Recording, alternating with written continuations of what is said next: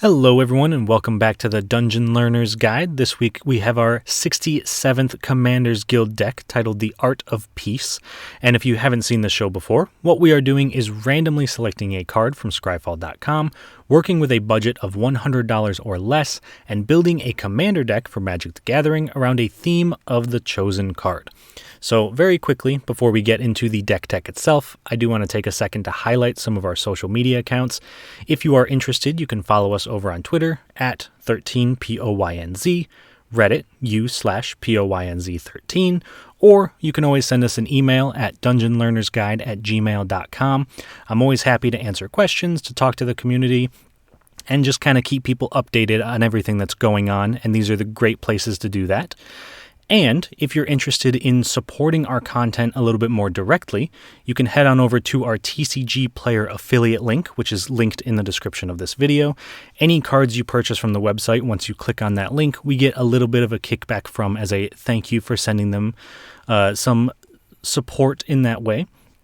And then finally, we do have our Patreon as well, patreon.com/dungeonlearnersguide, where you can support us at various different levels and, of course, get some benefits from doing so, whether it is access to a Discord channel where we talk about building some of the decks or look for games to participate in the channel, getting access to deck lists a week early, or even getting access to the full uncut videos so you get to hear the players interacting with each other and their commentary as they play, rather than just my commentary over top of it. And of course, I do have to give a shout out to our 3 current patrons. We of course have Observer Will, we have Doodle, and we have William Swiftfoot. So thank you very much to the 3 of you, and we appreciate all of your support. But I suppose, with all of that out of the way, let's take a look at the deck for the week. So first up, we got to talk about our random card of the week, which was suggested to us by Bearsfan 1235 on Reddit. And this card is Blinding Angel. Blinding Angel is 3 white for a 2/4 angel with flying, and whenever Blinding Angel deals combat damage to a player, that player skips their next combat phase. So Blinding Angel kind of benefits us from attacking our opponents and prevents them from attacking us back. So with that in mind, we of course had to get a commander for this deck, and I decided to add a couple of colors.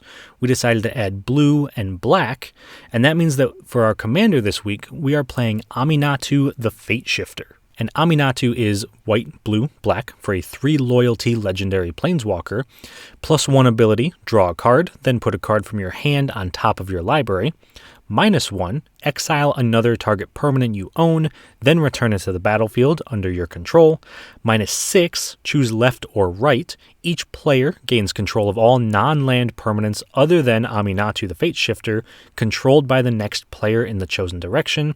And of course, Aminatou the Fateshifter can be your commander. Now, I don't anticipate us ever really using the ultimate ability, that -6, especially because the games that we're going to be using this in will be over spell table. They are online. I don't really want to shift around a ton of permanents, but just the +1 and -1 abilities give us a ton of value on their own. So I do think Aminatou is a great fit for commander here, and we'll talk a little bit about how the deck really synergizes with both Blinding Angel and Aminatou. So let's take a look at some themes for this deck, and we'll kind of see how those cards tie together. First up, we of course have preventing our opponents from attacking us. We really want to embody the namesake of this deck, the Art of Peace, and prevent any combat from happening. So a good example of that would be Blazing Archon, which is 6 white, so a massive 9 mana, which is difficult, but it's a 5/6 flying Archon, and it says creatures can't attack you. Now, our opponents can still attack each other. That's okay as long as they're not attacking us. There's not a ton of ways for us to prevent our opponents from attacking at all, Blinding Angel, of course, being one of those ways, but the key here is that they can't attack us. So Blazing Archon does a great job of that, and the nice thing about this is that it is completely one-sided. Our opponents can't attack us, but we can still attack our opponents, meaning that we can still kind of slowly close out the game while our opponents aren't able to do too much. So that is theme number 1, is kind of controlling combat, particularly the creatures coming at us. The second theme for this deck focuses on something Aminatou can do, and that is blinking or flickering. The idea that we want to exile our own permanents and return them to play, getting enter the battlefield triggers again, being able to rebuy certain abilities, maybe even just save some of our creatures. So as an example, we have Felidar Guardian, which is 3 and a white for a 1/4 cat beast. When Felidar Guardian enters the battlefield, you may exile another target permanent you control, then return that card to the battlefield under its owner's control. So this can be incredibly useful if we have a creature that says, when it comes into play, maybe draw a card. We can use Felidar Guardian to exile it, bring it back, and use that ability again. However, it also gives us the ability to exile our commander, because Felidar Guardian says target permanent you control, not target creature. We could actually exile Aminatou and bring Aminatou back into play, and then use Aminatou's ability again because it's now considered a new permanent. And this does actually go infinite with our commander. They just blink each other infinitely if that's what we want them to do. We don't really have a way to win from that interaction, but it is something to be aware of just in case something comes up. And then finally, our third theme for the deck, kind of mentioned this already, are creatures with enter the battlefield effects. So, for example, we have Baleful Strix, which is a blue and a black for a 1/1 artifact creature bird, has flying and death touch, so it's a great blocker. And when it enters the battlefield, draw a card. So if we cast Baleful Strix, we draw a card, then we cast Felidar Guardian, we exile Baleful Strix, bring it back into play, draw another card. And this might not seem very synergistic with Blinding Angel, but there are actually quite a few creatures that when they enter the battlefield prevent an opponent from attacking. So if we can keep rebuying those abilities and keep preventing our opponents from attacking, they're never going to be able to push through our board, meaning we can slowly value them out and win the game. So that is our main game plan with this deck. We want to make sure that we're getting more value than our opponents, and we are preventing them from doing their game plan, especially if that game plan involves attacking us. So those are our themes for this deck, and with themes out of the way, let's take a look at some key cards. The cards that are really going to help us win this game, that really synergize with what we're trying to do. The first of their key cards is going to be Promise of Loyalty, a relatively new card from Commander 21, but Promise of Loyalty is 4 and a white for a sorcery. Each player puts a vow counter on a creature they control and then sacrifices the rest. Each of those creatures can't attack you or planeswalkers you control for as long as it has a vow counter on it. So Promise of Loyalty on its own is a board wipe that leaves each player with one creature because we've got to sacrifice all the other creatures. And it is important that it does say sacrifice because that means we can get around things like indestructible. And normally, it wouldn't be great to wipe away the board but leave each player with a single creature.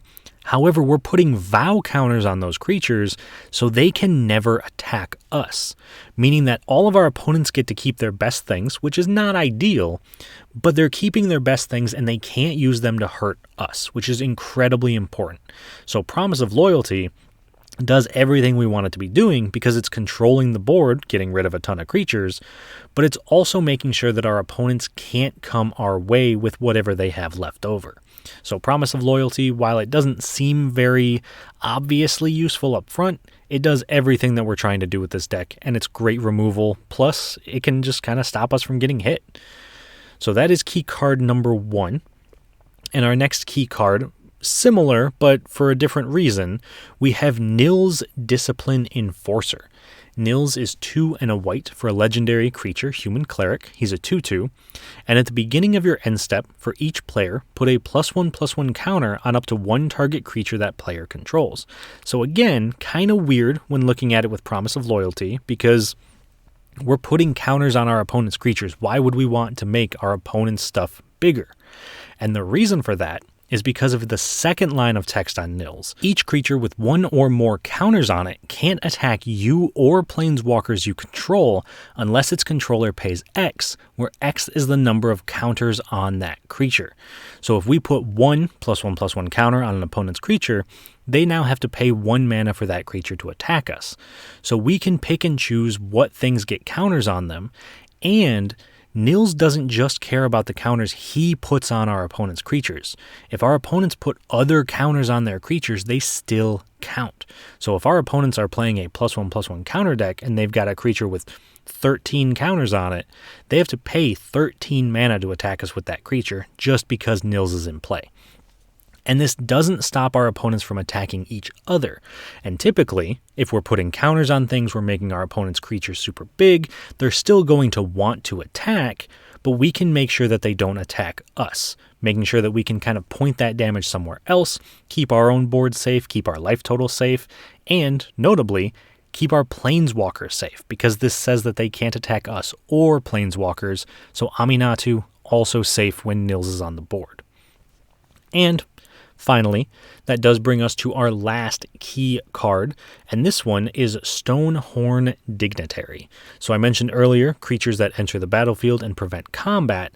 This is what we're talking about. Stonehorn Dignitary is 3 and a white for a 1/4 Rhino Soldier. When Stonehorn Dignitary enters the battlefield, target opponent skips their next combat phase. So we can completely prevent our opponents from attacking. And if we get down into a one-on-one situation, we can, in theory, play Stonehorn Dignitary, make sure they can't attack us, use Aminatou to exile Stonehorn Dignitary, bring it back into play, make sure that they can't attack us that turn too, and we can just keep that going until eventually we find some way to kill our opponent. Usually that's going to be with big creatures thanks to Nils, or maybe flying creatures. We even have a little bit of Island Walk in the deck as well, so really any kind of sneaky way to push damage through while preventing our opponents from attacking us is great. And because this is on a creature, we can always flicker it, exile it, bounce it, bring it back, do whatever we got to do whenever we need to do it.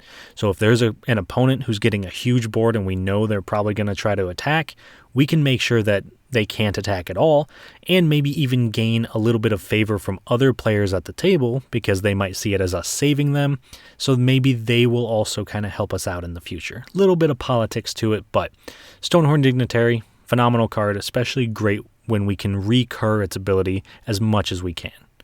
So those are our key cards, and the next piece of this deck tech is to take a look at some cool interactions, some cards that really synergize and work super, super well together. And the first of these is going to be Hostage Taker and Soul Herder. So first up, Hostage Taker, 2 blue, black for a human pirate 2/3. When Hostage Taker enters the battlefield, exile another target creature or artifact until Hostage Taker leaves the battlefield. You may cast that card for as long as it remains exiled, and you may spend mana as though it were mana of any type to cast that spell. So we can just steal something our opponents control and then cast it later.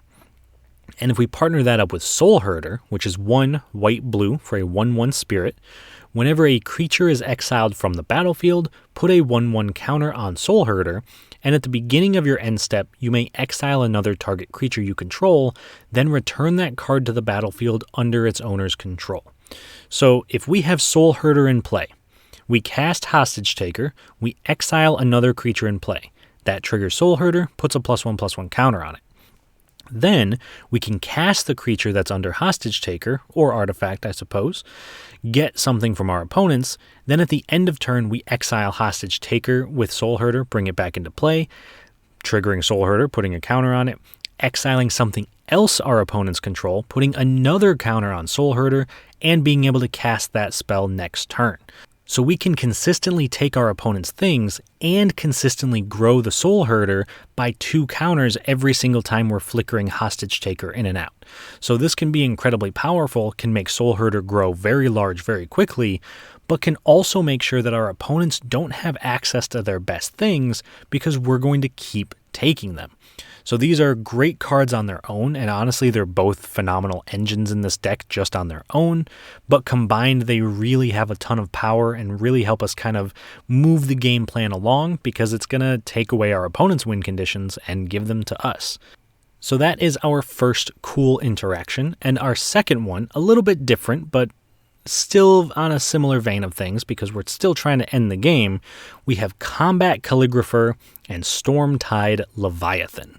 So Combat Calligrapher, 3 and a white for a 3/3 bird cleric, has flying, and it says Inklings can't attack you or planeswalkers you control, and also, whenever a player attacks one of your opponents, that attacking player creates a tapped 2/1 white and black Inkling creature token with flying that's attacking that opponent. So if we attack one of our opponents, we make a 2/1 Inkling. If we attack all 3 of our opponents, we make 3 2/1 Inklings.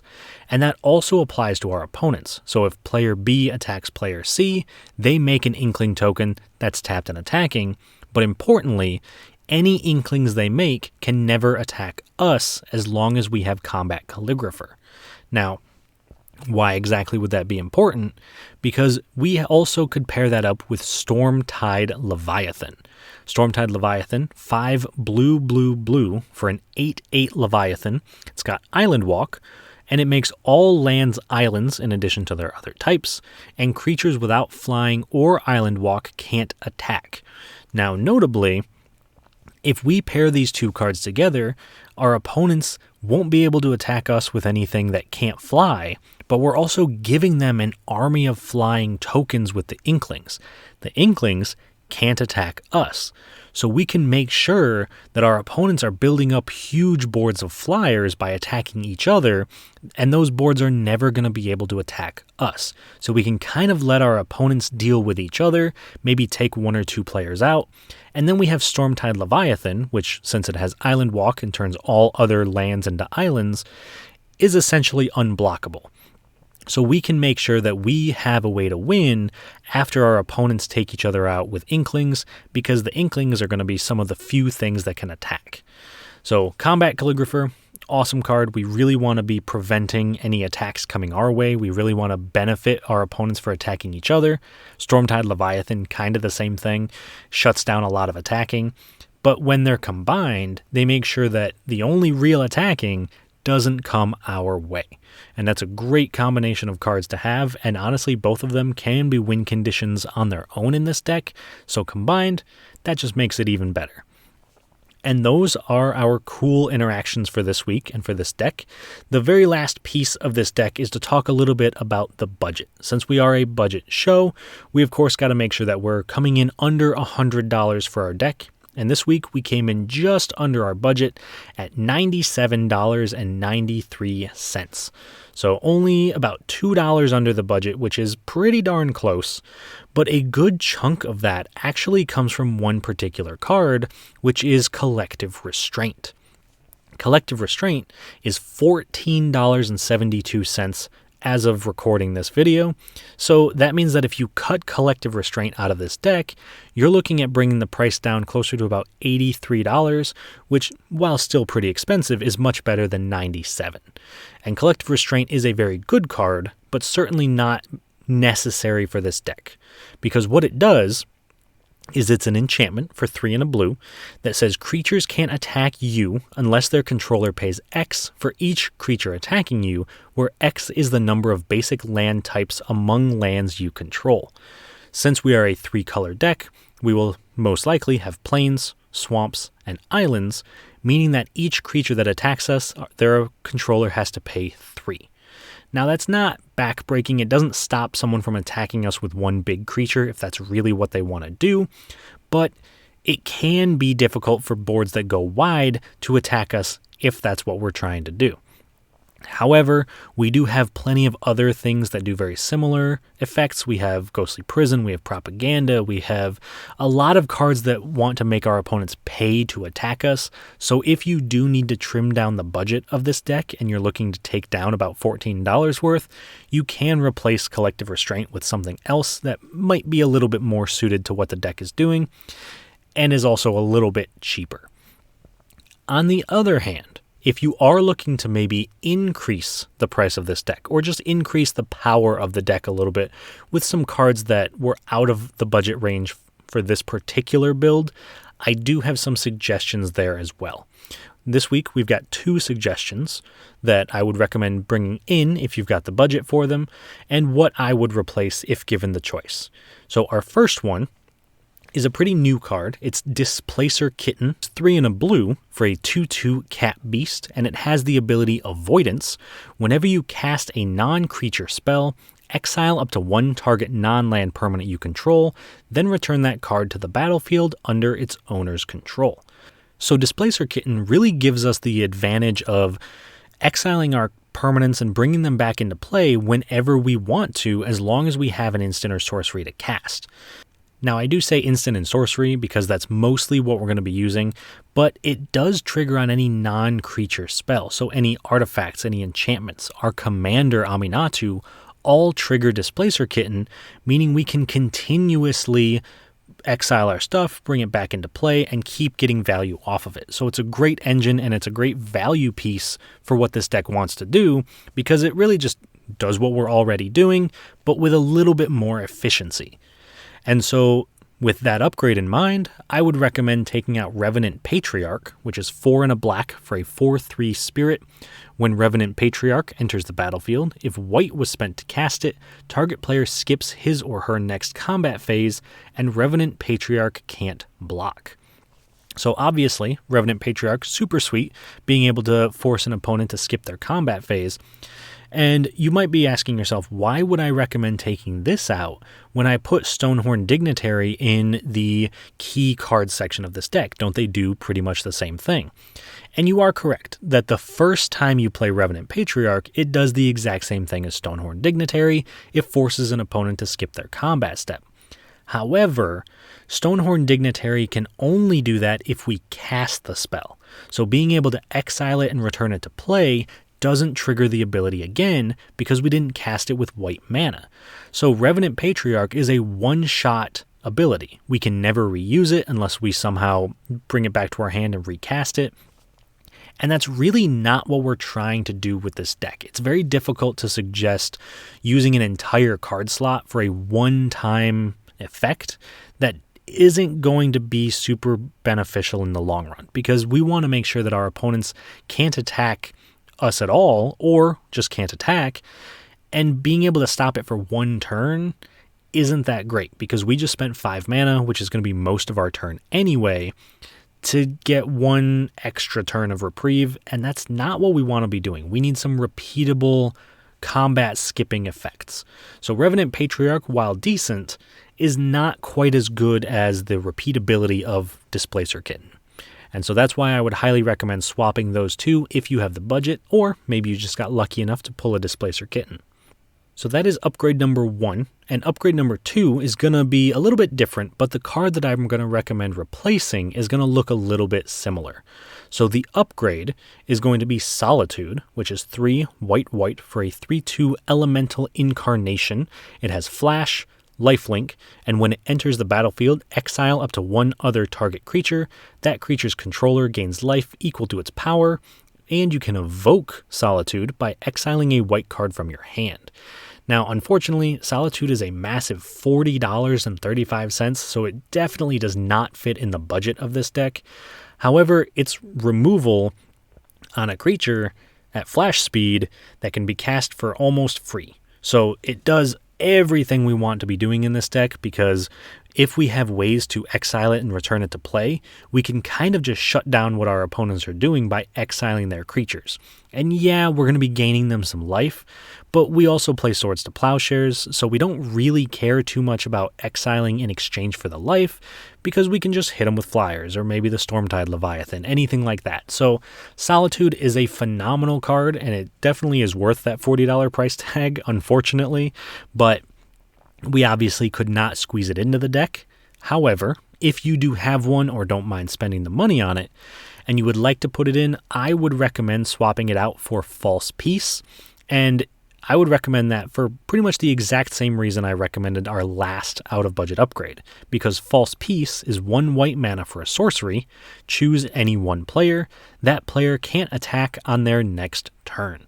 So very similar to our last upgrade, this is just a one-shot, target player skips their next combat phase.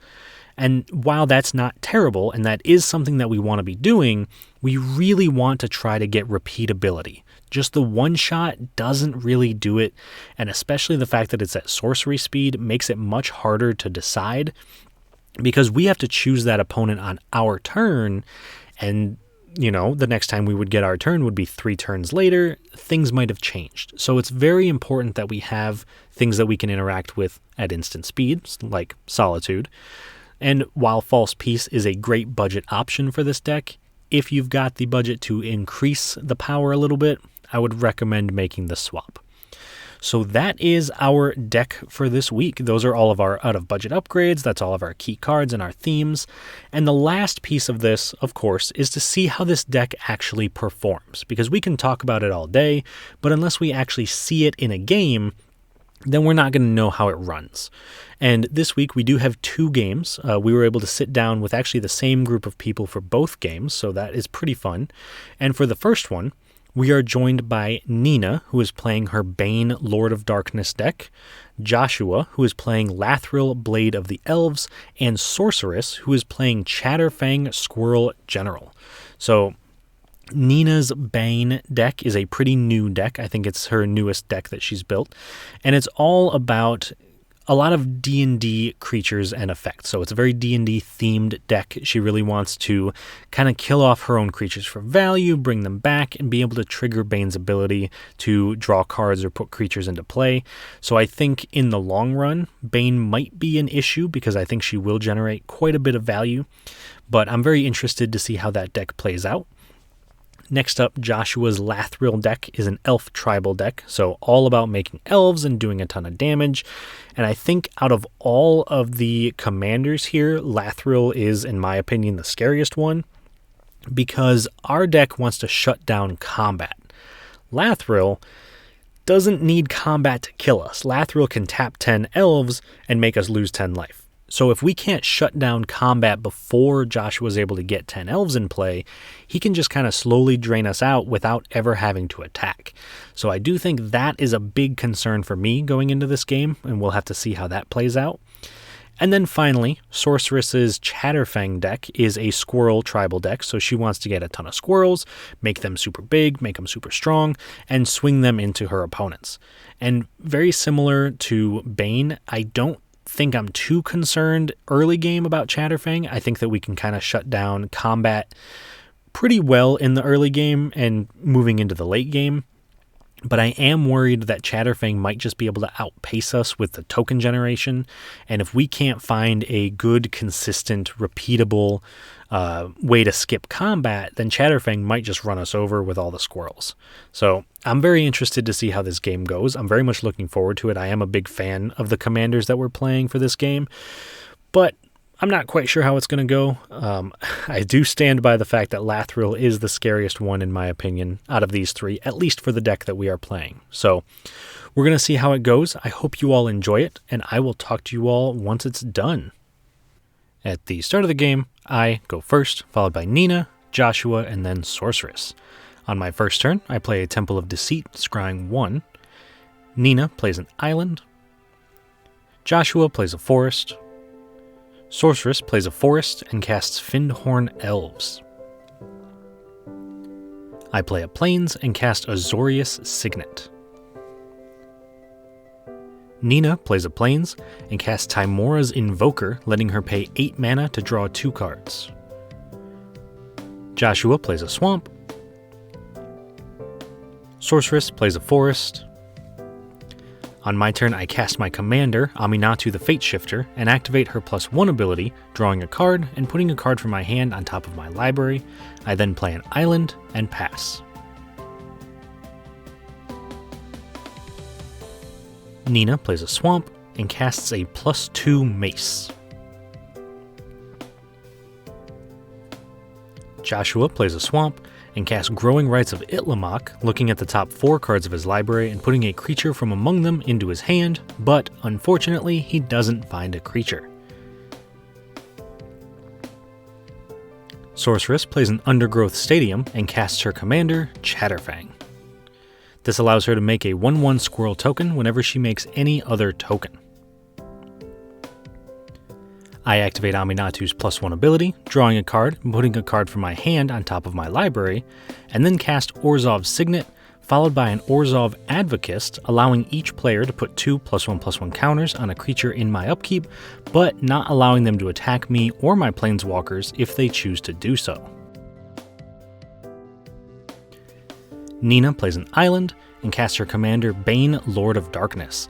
This allows her to choose an opponent when a creature she controls dies, and that opponent either lets her draw a card or put a creature into play with lesser or equal toughness to the one that died.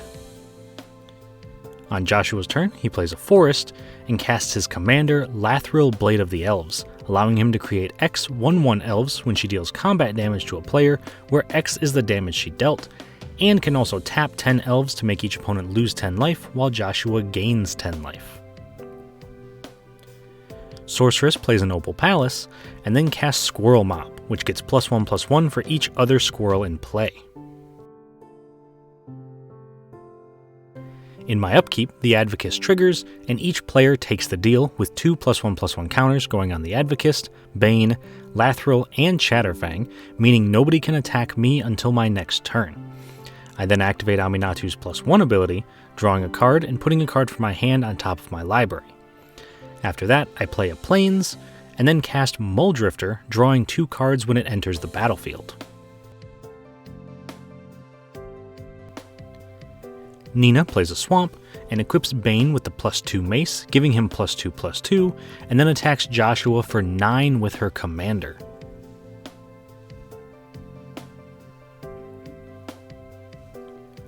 Joshua casts a Thran Dynamo, and attacks Nina for 4 with Lathril, creating 4 1/1 elf tokens when she deals damage. Then, at the end of turn, Joshua's Growing Rights transforms into Itlimoc, Cradle of the Sun.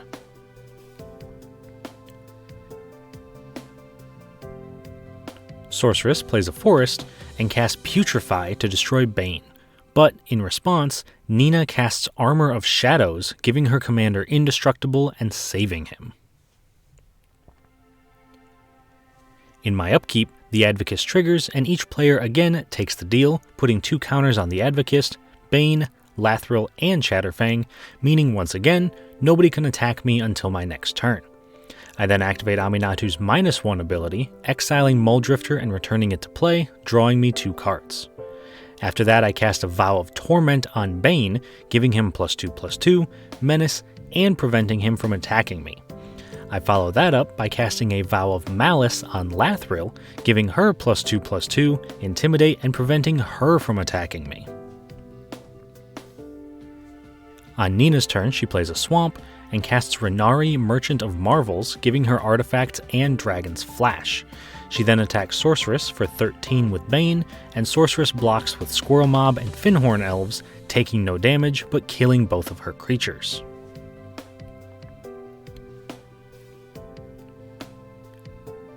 On Joshua's turn, he casts Assassin's Trophy, destroying Bane and allowing Nina to search her library for a basic land and put it into play.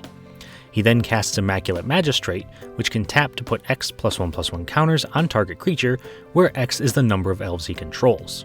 He moves to combat, attacking Sorceress for 8 with Lathril, creating 8 elf tokens when she deals damage. Then, in his second main phase, he casts Mobilize, untapping all of his creatures. This allows him to activate Lathril, tapping 10 elves to do 10 damage to each opponent, while Joshua gains 10 life.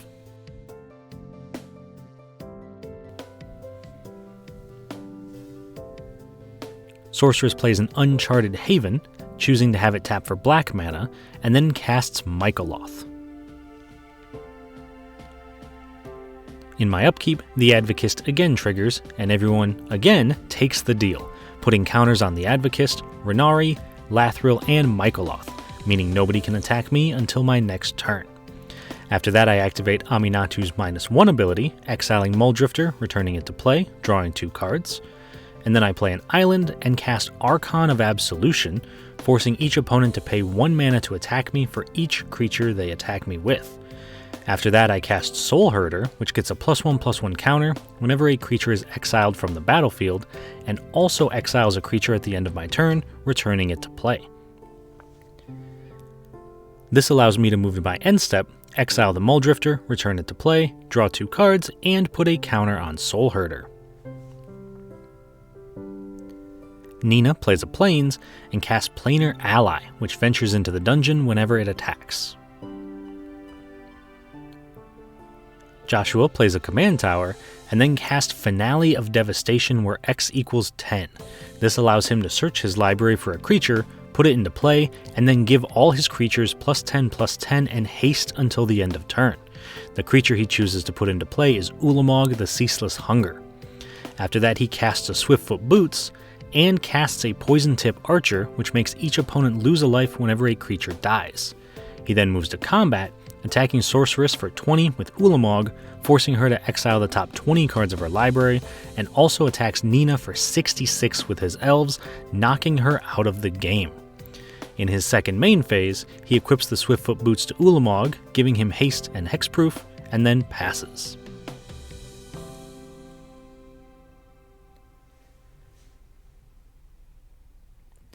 In Sorceress's upkeep, she creates 2 Saproling tokens since Microloth has 2 +1/+1 counters on it, and, thanks to Chatterfang, this also creates 2 Squirrel tokens.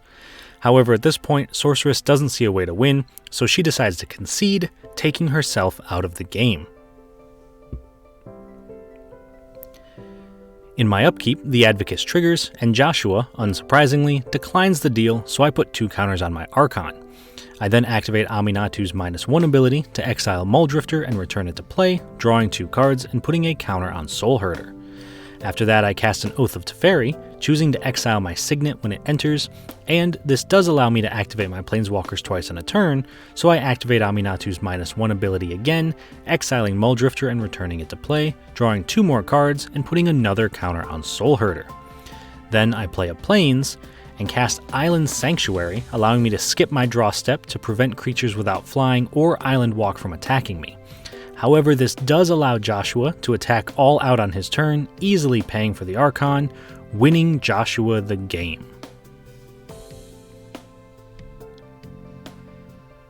Alright, so game 1, pretty sweet game, definitely went by pretty quickly, so we are going to move into game 2 and we'll talk about the games once we get to the wrap-up.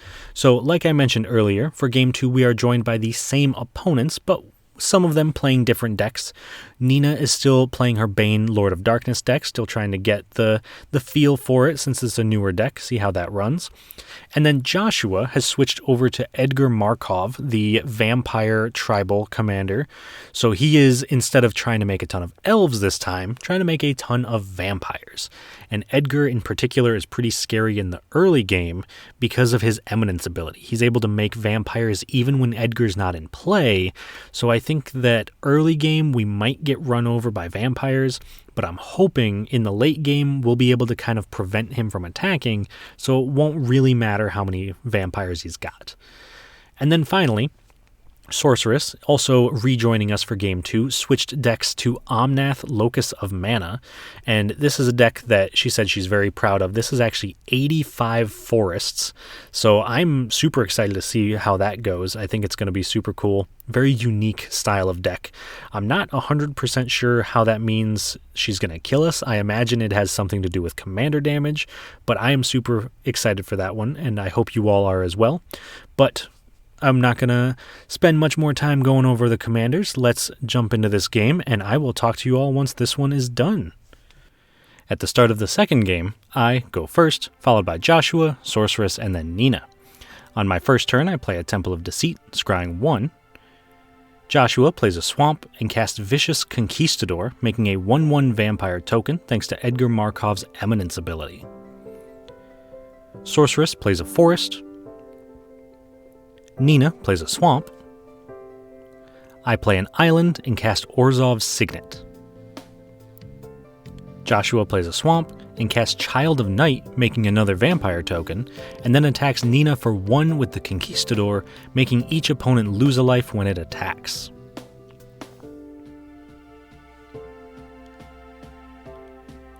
Sorceress plays a Forest and then casts Fyndhorn Elves.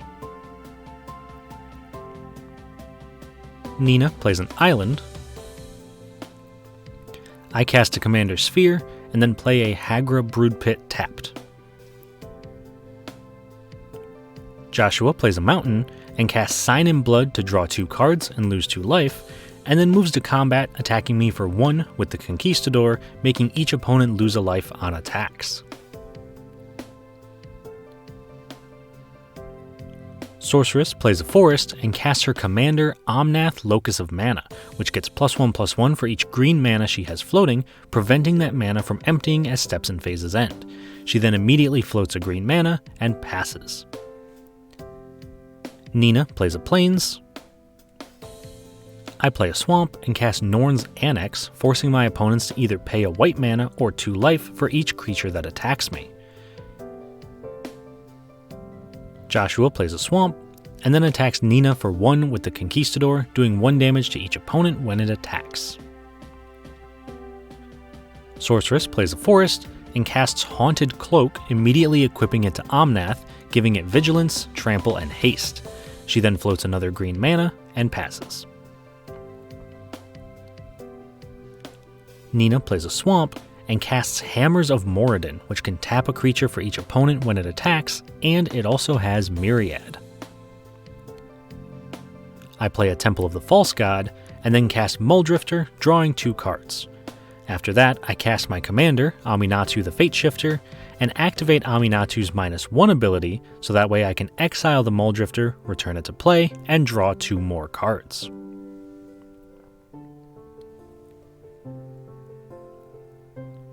Joshua plays a mountain and casts Exquisite Blood, making it so that whenever his opponents lose life, he gains that much life. Sorceress plays a forest and floats 6 more green mana, making Aminatou a 9/9. Nina plays an island and casts Nothic before moving to combat and attacking me with the Hammers of Moradin, paying 2 life to do so, tapping down my Mulldrifter, Joshua's Child of Night, and Sorceress's Aminatou. Then Nina creates 2 token copies of the hammers that are tapped and attacking each other opponent. Each of us takes 3, and Joshua gains 8 thanks to his Exquisite Blood.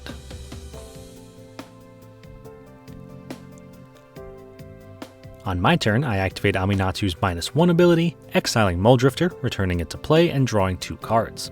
I then play a Plains, cast an Azorius Signet, and quickly follow that up by casting Brago, King Eternal, before passing.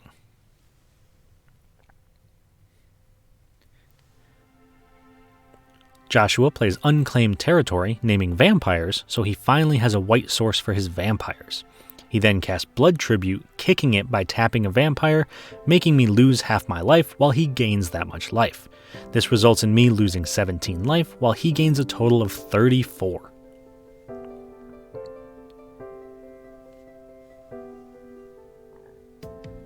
Sorceress plays a forest and floats 6 more green mana, making Aminatou a 15/15.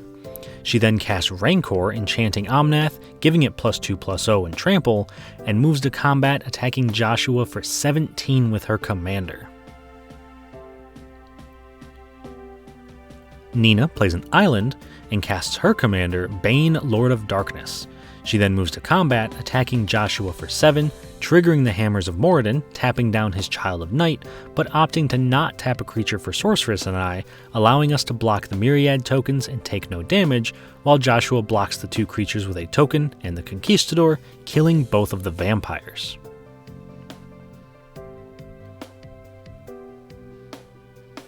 I play an island and activate Aminatou's +1 ability, drawing a card and putting a card from my hand on top of my library, and then move to combat, attacking Joshua for 4 in the air, triggering Brago when he deals combat damage to a player, exiling himself, Mulldrifter, and Aminatou, returning them to play under my control, drawing me 2 cards.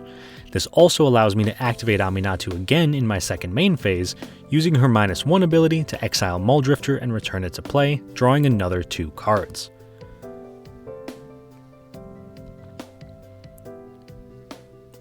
I follow that up by casting a Blazing Archon, preventing all creatures from attacking me. Joshua plays a Plains and casts Tithe Drinker, which has Extort, allowing him to pay a mana when he casts a spell to make each opponent lose a life while he gains 3, also making another vampire token. After that, he casts a Rakish Air, making it so that whenever a vampire he controls deals combat damage to a player, it gets a +1/+1 counter. This also makes another vampire token, and he pays for extort, making each opponent lose one while he gains a total of 6. Sorceress plays a forest and floats 8 more green mana, making Omnath a 25/23, moving to combat and attacks Joshua for 25 commander damage, and although he blocks everything he can, it's not quite enough, knocking Joshua out of the game. Nina plays a Plains and casts Vrock, which makes each opponent lose 3 life in her end step if a permanent she controls left the battlefield this turn. On my turn, I activate Aminatou's +1 ability, drawing a card and putting a card from my hand on top of my library. I then play a Halimar Depths, rearranging the top 3 cards of my library, and move to combat attacking Nina for 4 and Sorceress for 5. When Brago hits, I exile all my non-land permanents and return them to play, drawing 2 cards. Then, in my second main phase, I activate Aminatou's -1 ability to exile Muldrifter and return it to play, drawing 2 more cards.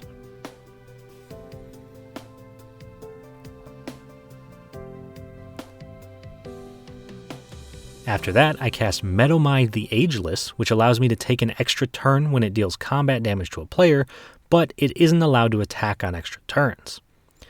I also cast Fate Spinner, forcing each opponent to choose to skip their draw step, combat phase, or main phases on each of their turns. For Sorceress's turn, she chooses to skip her combat phase, and then floats another 8 mana, making Omnath a 33/31.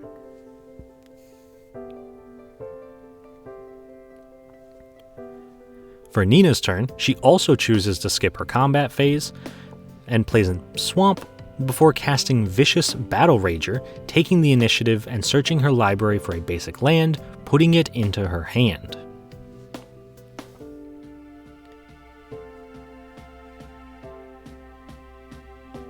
I play a Temple of Enlightenment, scrying 1, and activate Aminatou's +1 ability, drawing a card, putting a card from my hand on top of my library, and then I move to combat, attacking Nina for 9 and Sorceress for 4. Nina blocks Meadowmai with her Vrock, killing her creature, but preventing me from taking an extra turn. However, Brago still deals damage, so I get to exile all my non-land permanents and return them to play, drawing 2 cards. Then, in my second main phase, I activate Aminatou's -1 ability, exiling Muldrifter again, returning it to play, drawing 2 more cards.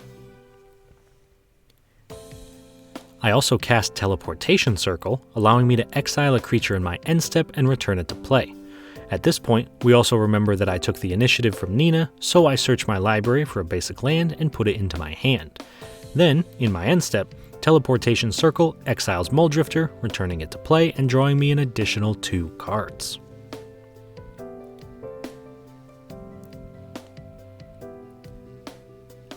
For Sorceress's turn, she chooses to skip her combat phase, plays a forest, floats 10 mana, making Omnath a 44/42, and then passes.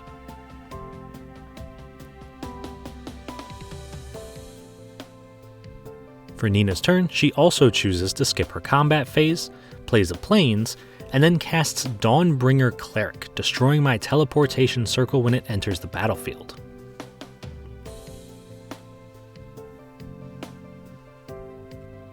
On my turn, I cycle a Lonely Sandbar, I also cycle a Barren Moor, and then I activate Aminatou's +1 ability to draw a card and put a card from my hand on top of my library.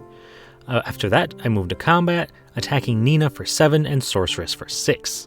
This time, nobody has any blocks, so I get to take an extra turn and also trigger Brago, exiling all my non-land permanents and returning them to play, drawing 2 cards. In my second main phase, I activate Aminatou's -1 ability, exiling Muldrifter, returning it to play, and drawing 2 more cards. Finally, I cast a Stormtide Leviathan, making each land an island in addition to its other types, and only allowing creatures with flying or island walk to attack, but unfortunately for me, Nina counters it with Bane's Contingency.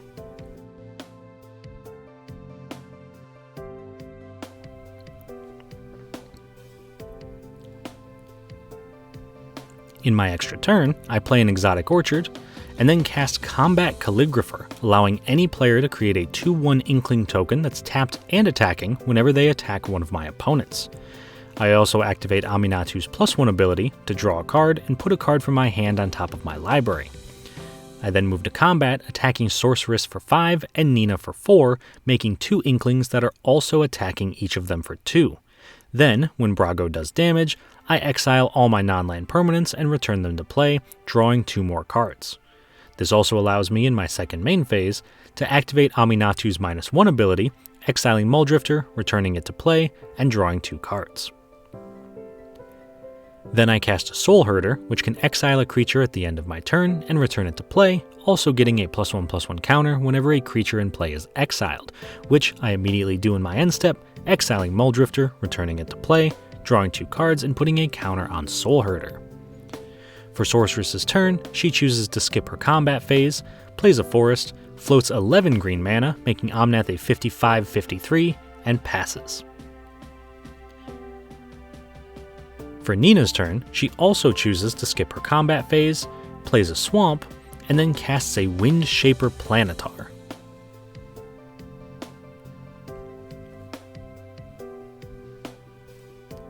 On my turn, I cast Swords to Plowshares, exiling the Planetar and gaining Nina 4 life.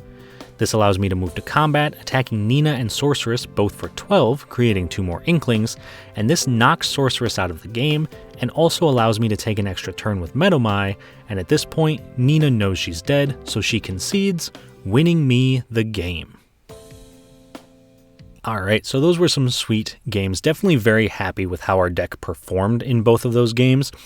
I was very correct in the first one that even though we successfully kind of locked down the table and made it so that no one could really attack us, it didn't do too much because Joshua just generated so much mana and had so many creatures that he was able to pay for all of our tax effects and just kind of swing in, and also kept draining us for 10 with Lathril, so he didn't have to attack if he didn't want to.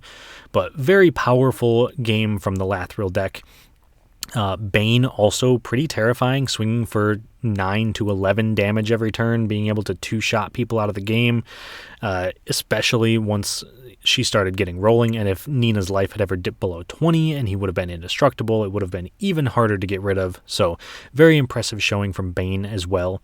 And then Chatterfang, unfortunately, Sorceress really couldn't find too much action. She mentioned that she kind of kept drawing lands and didn't have too much going on, so not the best showing for Chatterfang, but on the hit off of the Ulamog when she had to exile 20 cards, there were a lot of powerful cards in her deck, so I do think that game could have been very different if she had drawn the right cards, but unfortunately, just not quite the game for Chatterfang.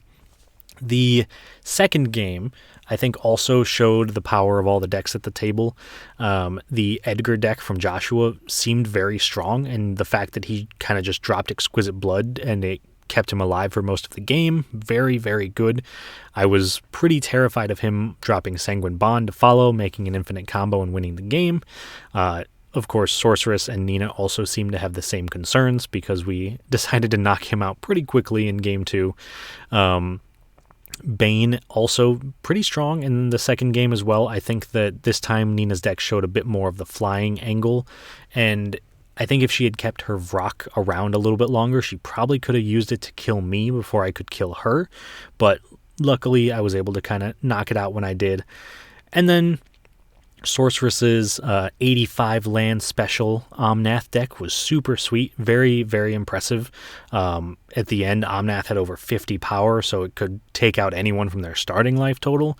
So I would very much like to see that deck in action again. I know she mentioned you kind of have to mulligan quite a bit to get any sort of action since you do have 85 lands, but a very sweet deck, a very cool idea and synergy. So very happy to see that one go off.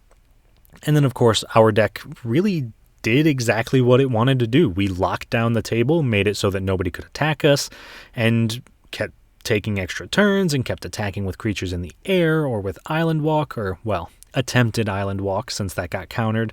So really powerful. As I didn't expect it to be as much of a control deck as it was. I expected us to stop combat, but I didn't really expect us to stop everything else.